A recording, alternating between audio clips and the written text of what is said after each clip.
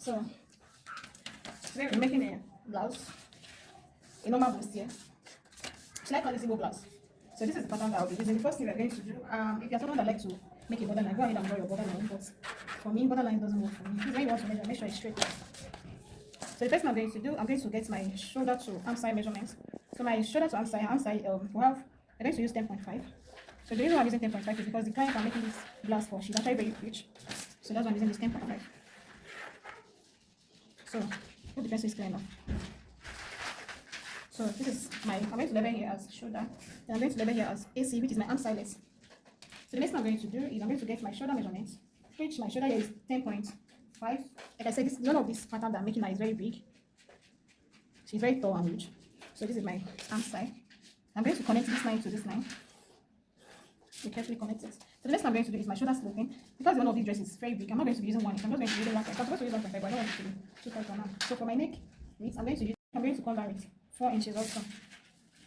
I mean, normally I would have used 3.5 by 3.5, but because of the owner's body size, she's on a very big size, so that's why I'm using 4 by 4.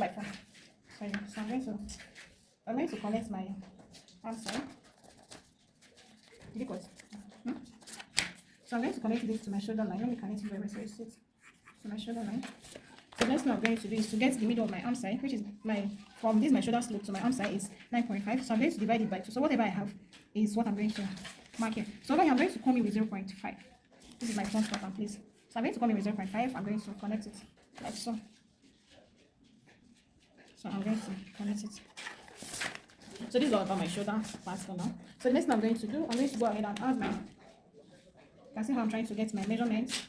So I'm going to get my bust point, which is 12 inches, and my underbust, which is 16 inches, and my half length, which is 22 inches. So her half length is actually 22 inches. She's very tall.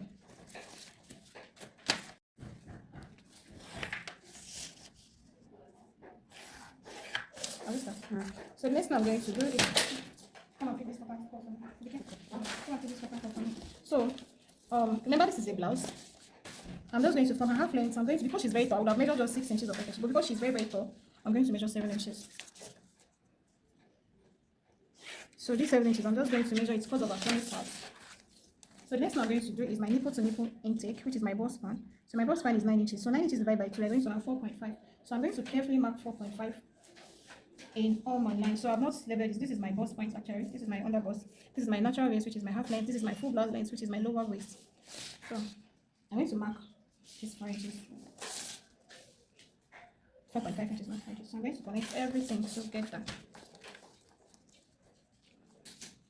So make sure you connect everything together.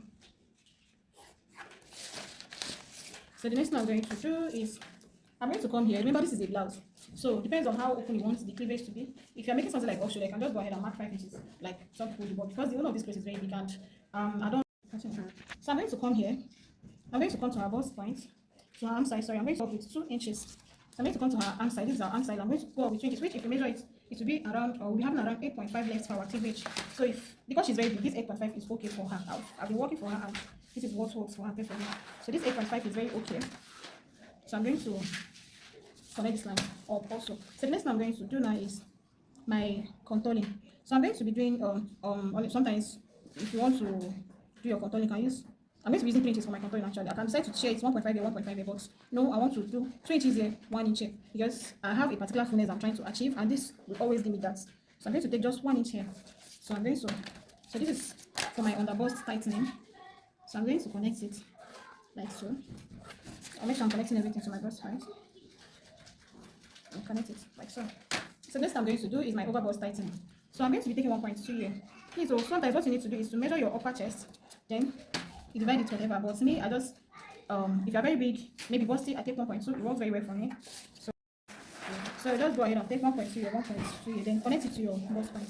So the next thing I'm going to do now is I'm going to measure my, put my body measurements. Remember, I'm going to come back to this, but I want to first of all put my body measurements. So for my bust circumference, I have bust 50 divided by 4.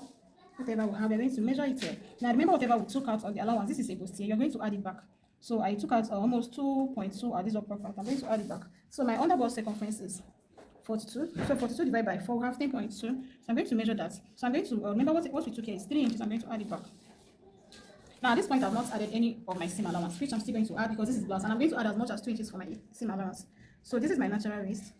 I'm going to measure my waist, which is 49. 49 is 12.2. Add back the 3 inches I took out here. Please remember I've not added my seam allowance, but because this is the waist, I just want to give it a little bit snatch effect. I just want the waist to look a little bit smaller than other parts, so that's why I'm just going to take out that instead. So for my lower waist, I'm going to get my lower waist circumference, which is 15 inches. I'm going to measure it here. Remember whatever we took out from here, which is 3 inches also. I'm going to add that back, please. So remember we've not added our seam allowance. So let's first of all connect this. Before we connect this,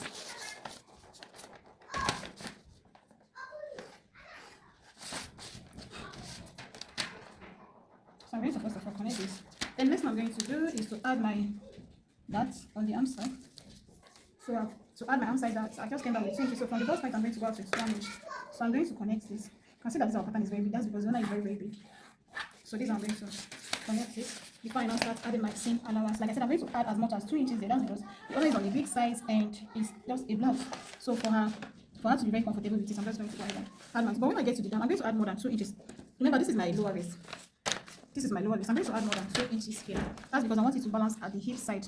So I'm not using our hip measurement. For people that they prefer to use hip measurements here, I don't use my hip measurements. I just go ahead and get my lower waist measurements and ease it. So I'm going to connect everything like this. So this is it. First of all, let me extend this straight line. So the next thing I'm going to do is I'm going to raise up this part. So I'm going to raise it with 2.5. Now remember, this is just a blouse, and I don't want to do too much on this blouse. It's just normal igbo blouse. So I'm going to connect here like this.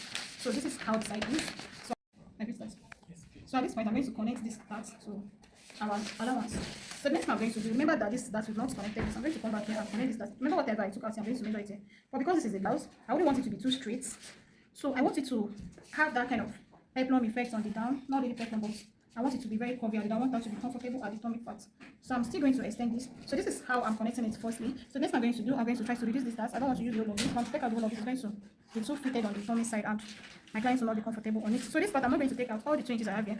What I usually do, I tend to reduce it a bit so that it will not be too wide on the down. I'm just going to shift it with 1 inch and connect it back like this. Now, the normal day, assuming I've not extended this part very well, I would have just come like this and connect it like this. But because I've also extended this part, that's why I'm not going to be using it like this. So this is how the body of the blouse is looking for now. So you might be wondering why I do not maybe include my shoulder down or anything here. This is how I like to do my blouse, as long as it's going to come with a yoke. This is how I like to do it. So next thing I'm going to do is to do my cleavage depth, which I'm going to measure 10 inches for the depth because she really wants to open her body too much. So I'm going to do this a very So I'm just going to give this a very nice curve and I'm going to raise it up 8 picks. So I'm going to extend this part. So this is all about my blouse. You can see it. So this is all about my blouse. I'm going to cut it out and I'm going to do the back part also.